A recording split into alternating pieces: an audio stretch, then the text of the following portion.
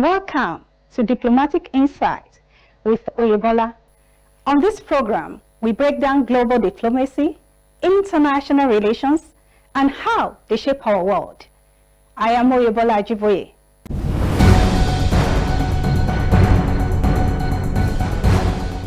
On today's episode, we shall explore issues surrounding ECOWAS single currency, ECO, and how viable the July 2027 launch deadline is. ECO, the name officially adopted in June the 29th, 2019 by ECOWAS leaders, was the proposed currency of the Economic Community of West African States. The ECO is an initiative which aims to strengthen economic integration, reduce barriers to trade, and enhance cross-border transactions among member states. The proposal was to be implemented in phases. The West African Monetary Zone, WAMS, which comprises of Gambia, Ghana, Guinea, Liberia, Nigeria, and Sierra Leone, was to adopt the ECO first.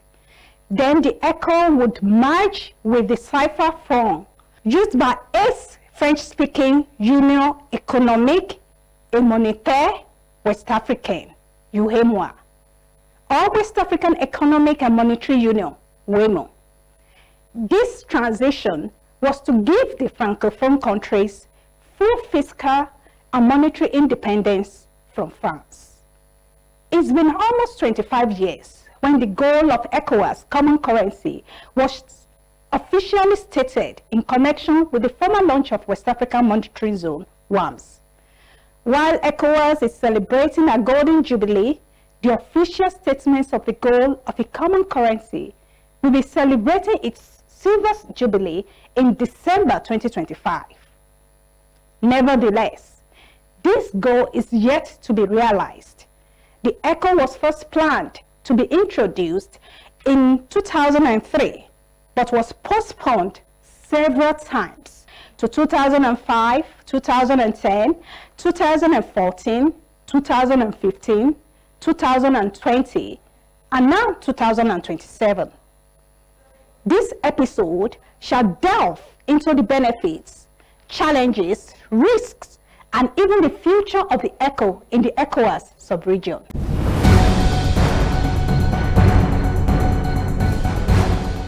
To help us understand this issue better, we have Adesonya Adejokun, a veteran journalist, business editor, and analyst. Adesonya Adejokun, thank you for talking with us. You're welcome, Bola. ECOWAS intends to launch a common currency, ECO. What are the benefits of the ECO initiative in the sub-region? This ECO thing, that it's been a long time coming now. But when it was envisioned, I think ECOWAS leaders thought that it will promote growth in West Africa. It will simplify transactions, from Ghana to Nigeria to Sierra Leone to Gambia so all the current obstacles will be removed from the way of transaction. It will promote growth and economic development. It will reduce currency exchange challenges. Right now, from country to country, you know that you have to, as you cross border, you have to go and change your currency. And so if there is a common currency, it will be easy. It's like you are going to Kano from Abuja now, and you are not thinking about how you're changing your money. So it will be the same thing as if you are going to Ghana, or you are going to Cotonou, or you are going to Bamako, anywhere in West Africa. You're just spending the same currency that you are carrying. And so it will foster more integrated and prosperous West African region, So it's a common trade area. So those are the envisaged benefits that it will bring when it is eventually introduced. What are the causes of the delay in ECO rollout? Causes, they are numerous. First of all, they are political and they are social.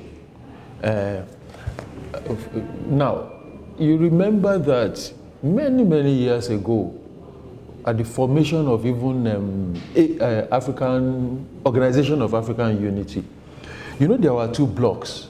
There was a block that was saying that there should be complete unification, that Africa should become one country, one entity, common entity. And then there is another block, led by Nigeria anyway, which is saying that no, let us be gradual. Let each country continue to remain. And then eventually, as we develop, as we become matured, then we can come together. The same thing about ECOWAS now. The thing is, are the political leaders willing to let go of the control of their different countries? So, if it becomes a single trading community now, and we have a single currency, now there will be weakness to the jurisdiction of central banks. You know, it means that there will be West African Central Bank, which will replace most of these each central banks. Then, in essence, that's the most important problem that we have. You know, people want to be kings in their different environments instead of being chiefs subservient to a particular king. So that's one. Another one is that, you know, there are convergence criteria, different things that were laid down to be met. There are certain criteria that are laid down to be met. About 10 of them, actually. And it's been very difficult for them to be met. Very difficult. Some of them include single-digit inflation. You see, there will be a time when some countries will meet single-digit inflation criteria, other countries will not meet it. There will be a time that those countries that met it will have fallen out. Those countries that didn't meet it will meet it. But the criteria says that there must be single-digit inflation. So all of them must meet that criteria of single-digit inflation. There was a time that Nigeria was doing like 3, 4, 5%.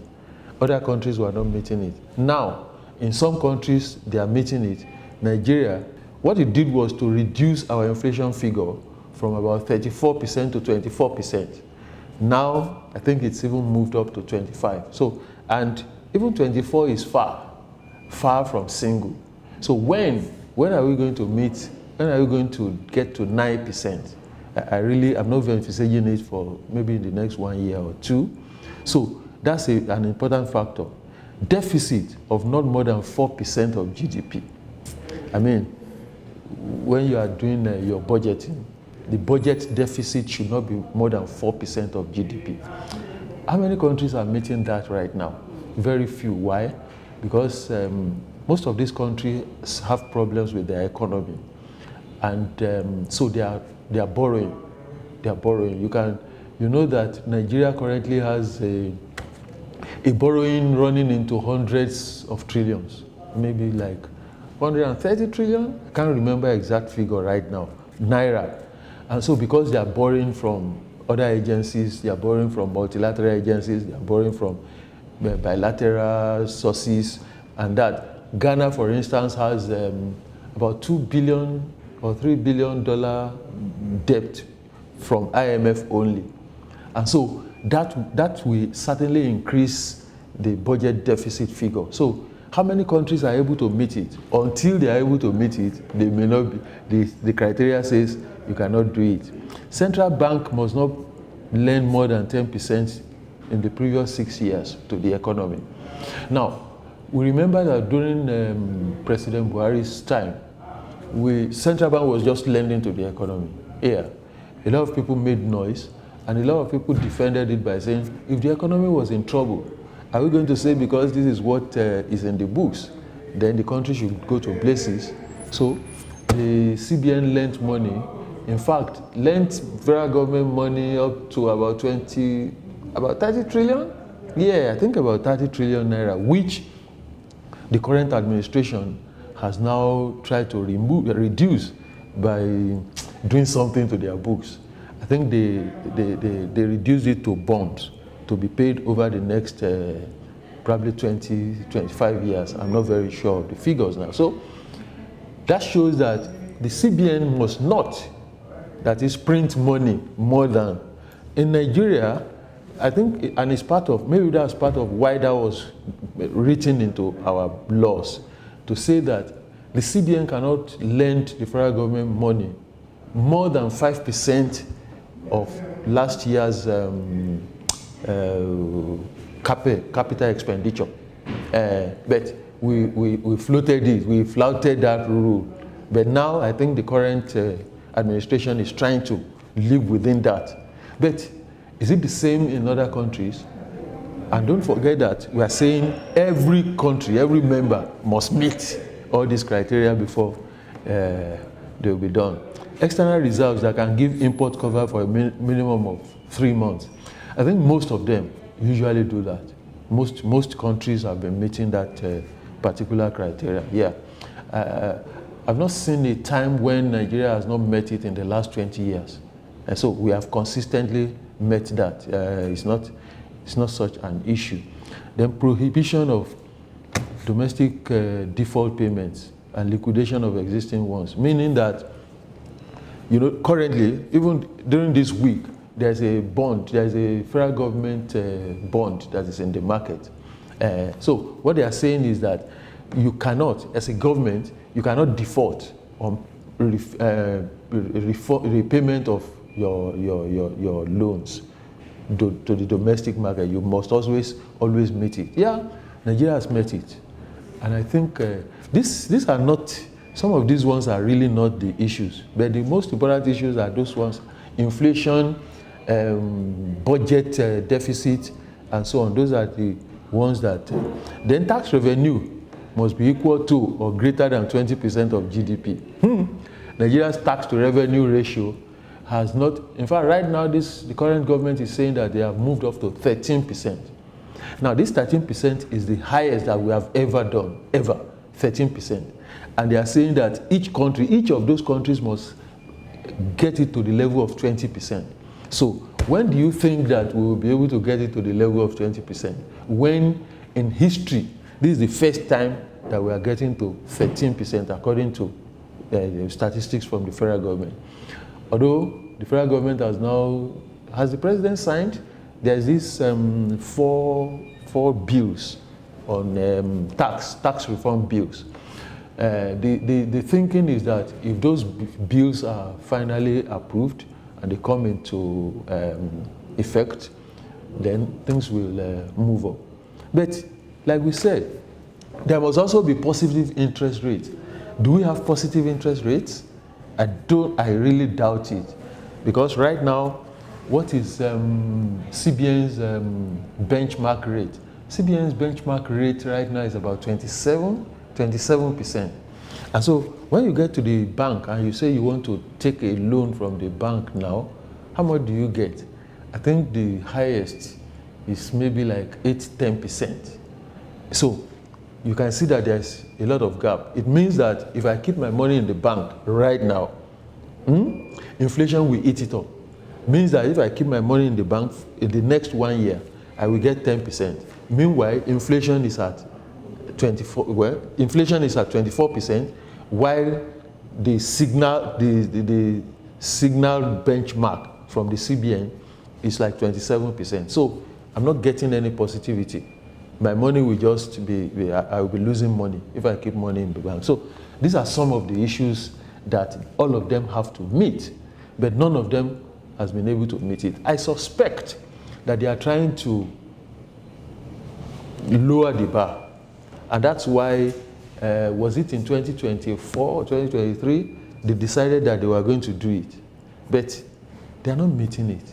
What do you think of the concern that ECO might not be strong enough to withstand pressures from other major currencies such as the US dollar or the euro in terms of influence? It depends. It depends on, nobody will go to sleep. For instance, the American government strongly backs its dollar. And don't forget, a few months ago, President Donald Trump of the United States warned openly that any country that is trying to, or any bloc that is trying to introduce another currency to rival the dollar will face stiff penalties from the United States. That's a warning. So everybody is defending their turf. In fact, this came when, what's the name of this bloc now? BRICS, BRICS, they said they were going to introduce their own currency. And that's what they will be using to trade among themselves. By doing that, they will boycott or they will bypass the dollar. And you know that within that BRICS is China. Within that BRICS, you have Brazil. And those are serious countries too. And they are rivaling, they are strict rivals with the United States. So, United States will not sleep or just take it lying low. The other major currency of the world is the euro. The euro bloc is not as, probably because it's a bloc, they are not as hawkish, as bullish as the United States of America. So, I think eventually political will matter. And then how strong do you become? How strong you are able to defend yourself? For instance, even though President Trump is bullying China, you know that there's a fight back right now, and the United States of America is now trying to make peace, because President Donald Trump has seen that the United States is not as strong as he thought that it is. China fought back, and things went down in the United States. If you go to the US today, there are some problems in their stock exchange, in their trading, and so on and so forth. There is some problems. There is some job losses in that system. So it will depend on how strong the leaders of West Africa are able to also make their economies. So if they are able to trade within and among themselves, in West Africa we have, I think, about 450 million people. Because in Nigeria, only in Nigeria we are about 250 million. So when you combine other countries, it's a big enough economy. We have enough people. We can trade among ourselves. Something similar to what Africa is doing in, what are we saying it about in Africa now? AFTA, African Free Trade Zone. So if we are able to do that and trade within ourselves and have the confidence that we really do not need such goods from them. Because when you look at it, most of these big countries also rely on Africa. But because we do not think that we have that power, it's a psychological thing. We believe that we have to go there before our lives can be complete. But if we are able to sit down, trade within ourselves, they will be afraid of us and they will come to us as equal partners. What is the likelihood that stronger countries like Nigeria, Ghana, and Ivory Coast will not continue to support their current currencies like Britain did by never eliminating the pound sterling? Again, that's a political decision, and it will ultimately depend on the will of the different leaders of those countries. If they believe that it should work, it's like marriage. In marriage, there are always quarrels. The husband and the wife will quarrel. There are always things to quarrel about. But if the two parties have it in their mind that this thing must work, then it will work. So I'm likening it to this one too. If they are able to eventually introduce the ECO, as they are calling it, it will work if they want it to work. Because the ultimate is to say, what is the good thing that we want for our people, not for ourselves? most of the times it is the leadership, ego by political leadership that destroy things. In fact, that's what causes war. It's not people to people. Usually it is the leaders that disagree among themselves and say, no, they are pulling out of this or they are pulling out of that. So if eventually the political leadership are able to maintain the strong will to say, this thing will work, it will work. And in that way, I see, Nigeria, of course, is the largest economy. We have the numbers, we have the people, and in terms of even productivity, Nigeria is the largest among them. So a lot will rely or depend on the leadership in Nigeria to say, no, this thing has to work. If they remove ego, if they remove all these things. And again, there's also the problem of Francophone West Africa. They usually, historically, they have relied more heavily and tilted towards France more than towards Africa or towards their West African brother. So it depends on, are they able to withstand the pressure from Paris? If they are able to, because right now their gold reserve is still tied to Paris. It's not tied to Africa, it's not tied to even the IMF, it's in Paris. So ultimately, if they are able to win themselves, and then the English-speaking countries are also able to say, okay, let's let this thing work, it will work. After all, we are Africans, we are our brothers. Look at Nigeria now. We have the Fulani in many West African countries. We have the Hausas in many West African countries. We have Yorubas in many West African countries. So if we look beyond our oppressors and we just say we are the same people here, then it will work.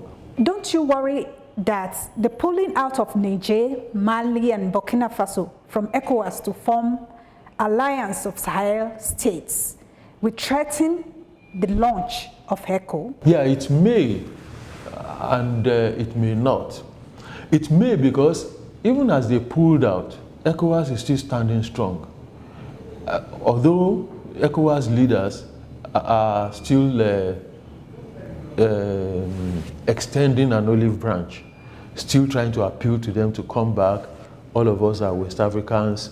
There's no need for you to do this. There's no need for you to do that. And they are not listening. They formed their own alliance now. As they say, they are going to work together. Already, they have introduced a common passport. They no longer use ECOWAS passport. But that has not prevented ECOWAS from doing its own things. So the thing just to do is to say, okay, you are no longer part of us. Good luck. But the criteria still continue. There is none of those conditions that prescribes that if a country pulls out, we are no longer going forward with this arrangement. So if a country says it's no longer interested, let it go. Although it will have been better for everybody to come together, because all of us are West Africans. And more so, these three countries are some of the most backward countries in West Africa in real terms. They are backward, they are poor, they are in the desert, they are also suffering from insecurity. They are more prone to the insecurity, these Islamists, these jihadist people that are coming from around the North Africa area. They are prone to more attacks than us here. In fact, they are even closer to them. So I really wonder why it is the poorest of the poor that are threatening the majority who are... we complain in Nigeria, but if you go to Mali, if you go to Niger, if you go to, what is this other country that they are forming their alliance, you just thank God that you are a Nigerian. I mean, there's none of them that you can compare with Ivory Coast.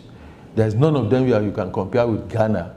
There's none of them that you can compare with Liberia, So even Gambia, even Zambia, you can't compare any of those three countries with them.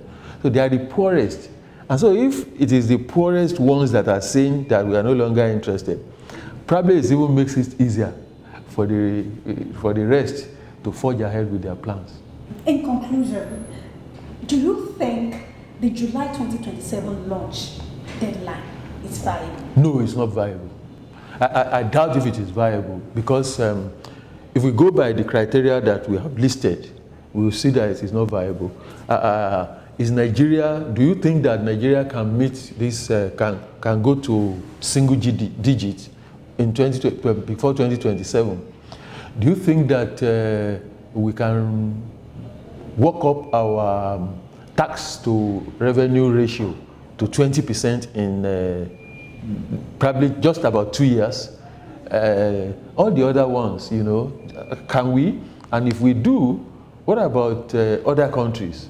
Will Ghana be able to deal with the external debt issue, you know? And don't forget that this debt issue is causing some ripples within that economy. Was it last year or 2 years ago? They defaulted in the payment, in repayment of some of their, on servicing some of their loans, and that's a very strong criteria. So I think going by how I have followed this WAMS thing since the 90s, I doubt that 2027 is feasible. Adesonya Adejokun, on behalf of our listeners, we say thank you. You're welcome. Thank you very much, listeners. Will ECOWAS meet the ECO July 2027 launch deadline? That's yet to be seen. That's all for today on Diplomatic Insight. Thank you for watching, and see you next week for another interesting episode. Stay informed.